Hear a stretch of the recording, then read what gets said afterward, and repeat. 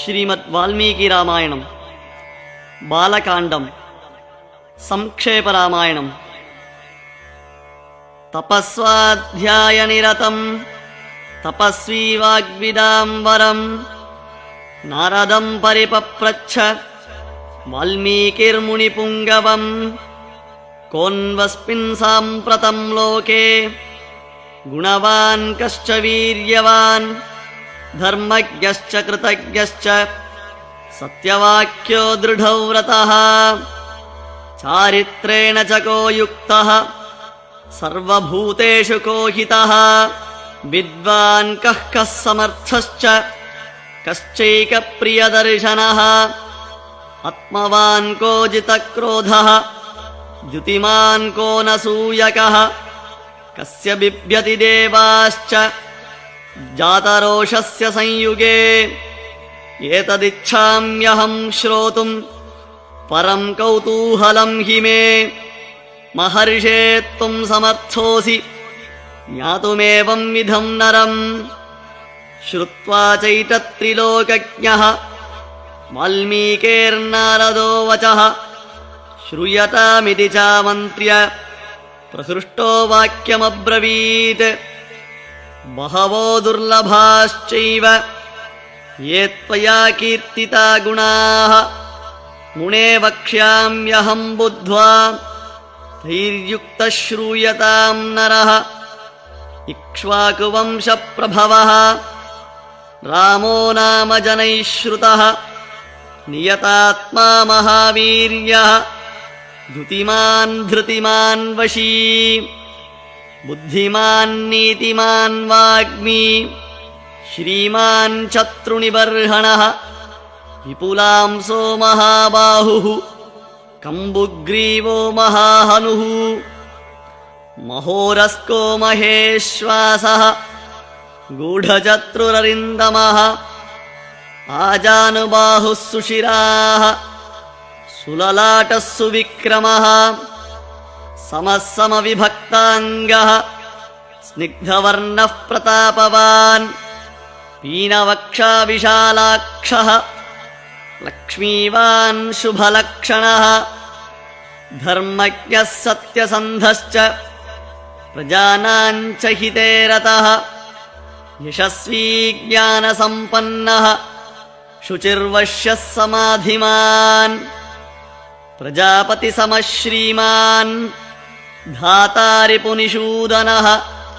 ರಕ್ಷಿತಾ ಜೀವಲೋಕಸ್ಯ ಧರ್ಮಸ್ಯ ಪರಿರಕ್ಷಿತಾ. ರಕ್ಷಿತಾ ಸ್ವಸ್ಯ ಧರ್ಮಸ್ಯ ಸ್ವಜನಸ್ಯ ಚ ರಕ್ಷಿತಾ. ವೇದ ವೇದಾಂಕ ತತ್ವಜ್ಞಃ ಧನುರ್ವೇದೇ ಚ ನಿಷ್ಠಿತಃ. ಸರ್ವಶಾಸ್ತ್ರಾರ್ಥ ತತ್ವಜ್ಞಃ ಸ್ಮೃತಿಮಾನ್ ಪ್ರತಿಭಾನವಾನ್. ಸರ್ವಲೋಕಪ್ರಿಯಃ ಸಾಧುಃ ಅದೀನಾತ್ಮಾ ವಿಚಕ್ಷಣಃ. ಸರ್ವದಾಭಿಗತಃ ಸದ್ಭಿಃ ಸಮುದ್ರೈವ ಸಿಂಧುಭಿಃ. ಆರ್ಯಃ ಸರ್ವಸಮಶ್ಚೈವ ಸದೈಕಪ್ರಿಯದರ್ಶನಃ. ಸ ಚ ಸರ್ವಗುಣೋಪೇತಃ ಕೌಸಲ್ಯಾನಂದವರ್ಧನಃ. ಸಮುದ್ರೈವ ಗಾಂಭೀರ್ಯೇ ಧೈರ್ಯೇಣ ಹಿಮವಾನಿವ. ವಿಷ್ಣುನಾ ಸದೃಶೋ ವೀರ್ಯೇ ಸೋಮವತ್ಪ್ರಿಯದರ್ಶನಃ. ಕಾಲಾಗ್ನಿಸದೃಶಃ ಕ್ರೋಧೇ ಕ್ಷಮಯಾ ಪೃಥಿವೀ ಸಮಃ. ಧನರೇನಂ ಸಮಸ್ತ್ಯಾಗೇ ಸತ್ಯೇ ಧರ್ಮೈವಾಪರಃ. ತಮೇವಂ ಗುಣಸಂಪನ್ನಂ ರಾಮಂ ಸತ್ಯಪರಾಕ್ರಮಂ. ಜ್ಯೇಷ್ಠಂ ಶ್ರೇಷ್ಠಗುಣೈರ್ಯುಕ್ತಂ ಪ್ರಿಯಂ ದಶರಥಃ ಸುತಂ. ಪ್ರಕೃತೀನಾಂ ಹಿತೈರ್ಯುಕ್ತಂ ಪ್ರಕೃತಿಪ್ರಿಯಕಾಮ್ಯಯಾ. ಯೌವರಾಜ್ಯೇನ ಸಂಯೋಕ್ತಂ ಐಚ್ಛತ್ಪ್ರೀತ್ಯಾ ಮಹೀಪತಿಃ. ತಸ್ಯಾಭಿಷೇಕ ಸಂಭಾರಾನ್ ದೃಷ್ಟ್ವಾ ಭಾರ್ಯಾ ಸ ಕೈಕಯೀ. ಪೂರ್ವಂ ದತ್ತವರಾ ದೇವಿ ವರಮೇನಂ ಅಯಾಚತ.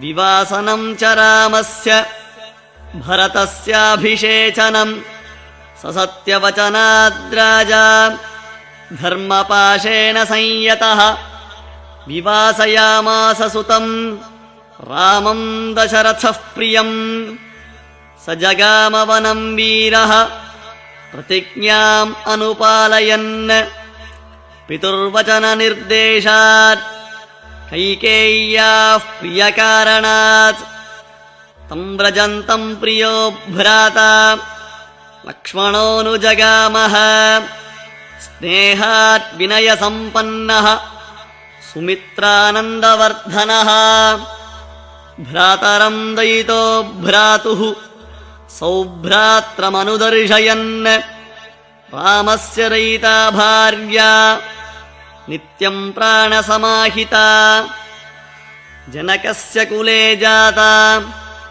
देवमायेव निर्मिता सर्वलक्षणसम्पन्ना नारीणाम् उत्तमा वधूः सीताप्यनुगता रामम् शशिनं रोहिणी यथा पौरेरनुगतो दूरम् पित्रा दशरथेन च शृङ्गिबेरपुरे सूतम् गङ्गाकूले व्यसर्जयत् गुहमासाद्य धर्मात्मा निषादाधिपतिम् प्रियम् गुहेन सहितो रामः लक्ष्मणेन च सीतया देवनेन वनं गत्वा नदीस्तीर्त्वा बहूदकाः चित्रकूटमनुप्राप्य भरद्वाजस्य शासनात् रम्यमावसथं कृत्वा रममाणा वने त्रयः देवगन्धर्वशङ्काशाः तत्र तेऽन्यवसन् सुखम् चित्रकूटं गते रामे पुत्रशोकातुरस्तथा राजा दशरथः स्वर्गम् जगाम विलपन् सुतम् मृते तु तस्मिन् भरतः वसिष्ठप्रमुखैर्द्विजैः नियुज्यमानो राज्याय नैच्छद्राज्यम् महाबलः स जगाम वनं वीरः रामपादप्रसादकः गत्वा तु स महात्मानम् रामं सत्यपराक्रमम् अयाचत् भ्रातरम् रामम् आर्यभावपुरस्कृतः तुमेव राजा धर्मज्ञ इति रामम् वचोऽब्रवीत् रामोऽपि परमोदारः सुमुखः सुमहायशाः नैचैचत्पितुरादेशात् राज्यम् रामो महाबलः अदुके चास्य राज्याय न्यासं दत्त्वा पुनः पुनः निवर्तयामास ततः भरतं भरताग्रजः स काममनवाप्यैव रामपादौ उपस्पृशन् नन्दिग्रामे करोद्राज्यम् रामागमनकाङ्क्षया गते तु भरते श्रीमान् सत्यसन्धो जितेन्द्रियः रामस्तु पुनरालक्ष्य नगरस्य जनस्य च तत्रागमनमेकाग्रः दण्डकान् प्रविवेशः प्रविश्यतु महारण्यम् रामो राजीवलोचनः विराधं राक्षसं हत्वा शरभङ्गं ददर्शः सुतीक्ष्णं चाप्यगस्त्यं च अगस्त्यभ्रातरं तथा अगस्त्यवचनाच्चैव जग्राहेन्द्रं शरासनम् खड्गं च परमप्रीतः तूणी चाक्षयसायकौ वसतस्तस्य रामस्य वने वनचरैः सह ऋषयोऽभ्यगमन् सर्वे वधायासुररक्षसाम् स तेषां प्रतिशुश्राव राक्षसानां तथा वने प्रतिज्ञातश्च रामेण वधः संयति रक्षसाम् ऋषीणाम् अग्निकल्पानाम् दण्डकारण्यवासिनाम् तेन तत्रैव वसता जनस्थाननिवासिनी विरूपिता शूर्पणखा राक्षसी कामरूपिणी। ततः शूर्पणखा वाक्यात् उद्युक्तान् सर्वराक्षसान् खरं त्रिशिरसं चैव दूषणं चैव राक्षसम् निजघानरणे रामः तेषां चैव पदानुगान् वने तस्मिन्निवसता जनस्थाननिवासिनाम् रक्षसां निहतान्यासन् सहस्राणि चतुर्दश। ततो ज्ञातिवधं श्रुत्वा रावणः क्रोधमूर्च्छितः सहायं वरयामास मारीचं नाम राक्षसम्। वार्यमाणः सुबहुशः मारीचेन स रावणः न विरोधो बलवता क्षमो रावण तेन ते। अनादृत्य तु तद्वाक्यम् रावणः कालचोदितः जगाम सह मारीचः तस्याश्रमपदं तदा। तेन मायाविना दूरम् अपवाह्य नृपात्मजौ जहार भार्यां रामस्य गृध्रं हत्वा जटायुषम्। गृध्रं च निहतं दृष्ट्वा हृतां श्रुत्वा च मैथिलीम् राघवः शोकसन्तप्तः विललापाकुलेन्द्रियः। ततस्तेनैव शोकेन गृध्रं दग्ध्वा जटायुषम् मार्गमाणो वने सीताम् राक्षसां सन्ददर्शः। कबन्धं नाम रूपेण विकृतं घोरदर्शनम् तं निहत्य महाबाहुः ददाह स्वर्गतश्च सः। स चास्य कथयामास शबरीं धर्मचारिणीं श्रमणीं धर्मनिपुणाम् अभिगच्छेति राघवम्। सोऽभ्यगच्छन् महातेजाः शबरीं शत्रुसूदनः। शबर्या पूजितः सम्यक् रामो दशरथात्मजः। पम्पातीरे हनुमता सङ्गतो वानरेणः। हनुमद्वचनाच्चैव सुग्रीवेण समागतः। सुग्रीवाय च तत्सर्वम् शंसद्रामो महाबलः। आदितस्तद्यथावृत्तम् सीतायाश्च विशेषतः। सुग्रीवश्चापि तत्सर्वम् श्रुत्वा रामस्य वानरः चकार सख्यं रामेण प्रीतश्चैवाग्निसाक्षिकम्। ततो वानरराजेन वैरानुकथनं प्रति रामायावेदितं सर्वं प्रणयाद्दुःखितेन च प्रतिज्ञातं च रामेण। तदा वालिवधं प्रति वालिनश्च बलं तत्र कथयामास वानरः। सुग्रीवः शङ्कितश्चासीन् नित्यं वीर्येण राघवे। राघवप्रत्ययार्थं तु दुन्दुभेः कायमुत्तमम् दर्शयामास सुग्रीवः महापर्वतसन्निभम्। उत्स्मयित्वा महाबाहुः प्रेक्ष्य चास्ति महाबलः पादाङ्गुष्ठेन चिक्षेप सम्पूर्णं दशयोजनम्। बिभेद च पुनः सालान् सप्तैकेन महेषुणा गिरिं रसातलं चैव जनयन् प्रत्ययं तदा। ततः प्रीतमनास्तेन विश्वस्तः स महाकपिः किष्किन्धां रामसहितः जगाम च गुहां तदा।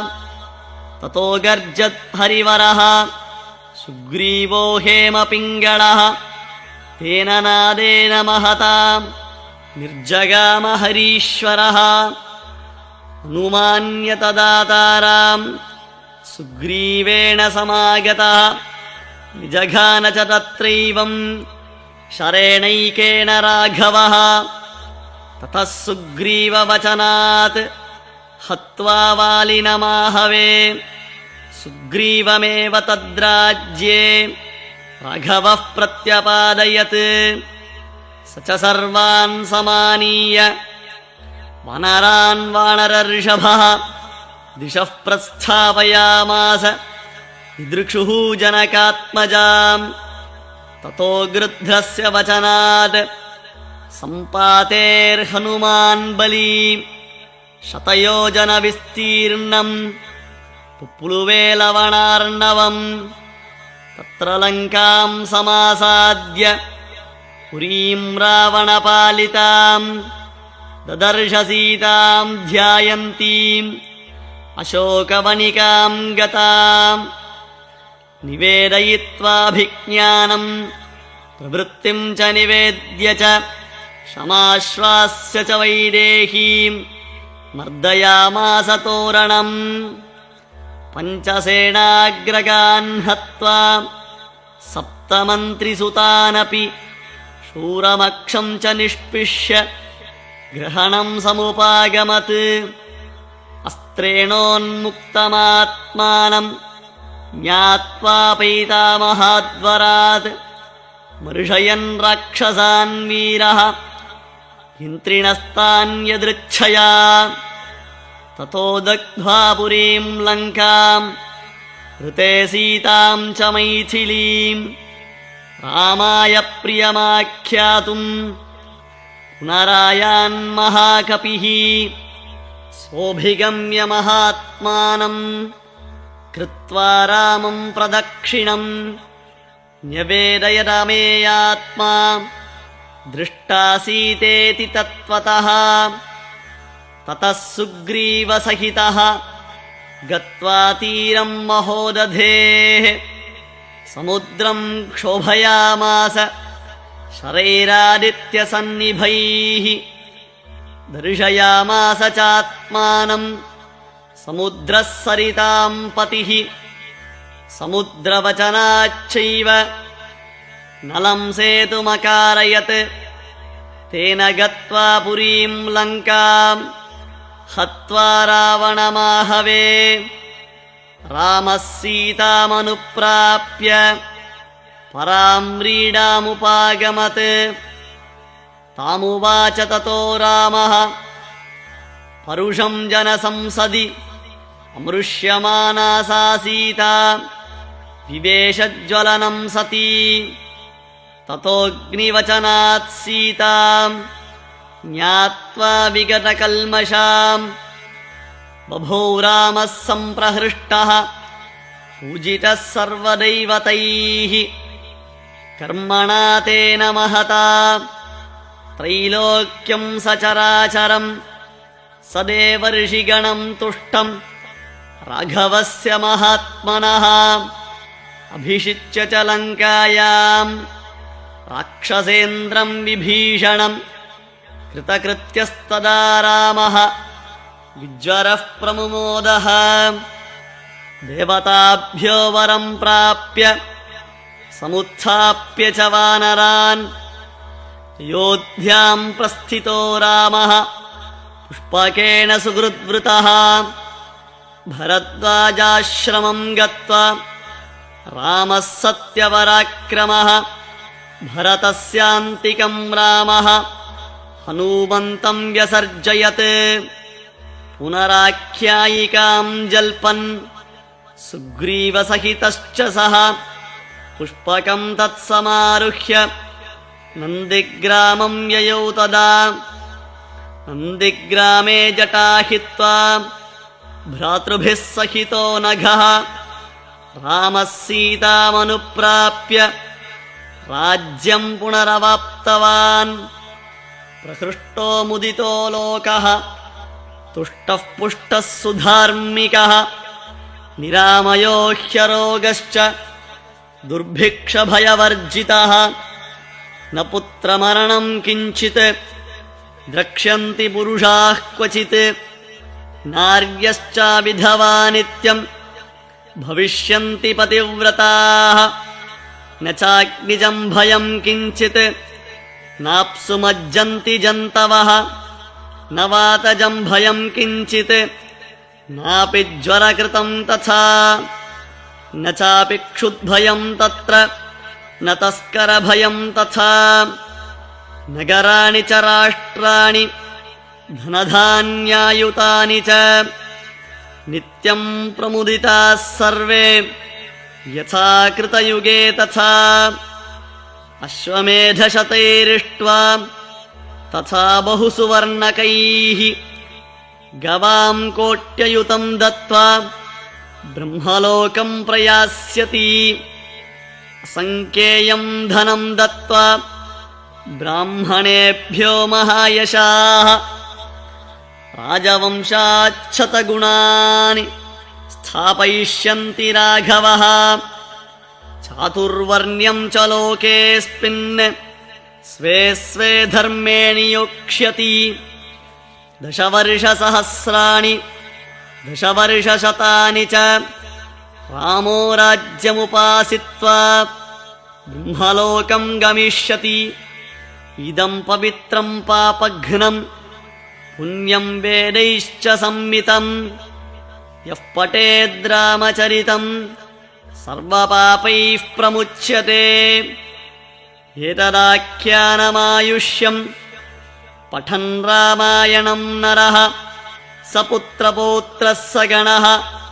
प्रेत्य स्वर्गे महीयते पठन् द्विजो वा वृषभत्वमीयात् स्यात्क्षत्रियो भूमिपतित्वमीयात् वणिक्जनः पण्यफलत्वमीयात् जनश्च शूद्रोऽपि महत्वमीयात् श्री सीता लक्ष्मण भरत शत्रुघ्न हनुमत्समेत श्रीरामचन्द्र परब्रह्मणे नमः। इत्यार्षे श्रीमद् रामायणे वाल्मीकीये आदिकाव्ये चतुर्विंशत्सहस्रिकायां संहितायां बालकाण्डे संक्षेपो नाम प्रथमः सर्गः। अथ संक्षेपरामायणं सम्पूर्णम्।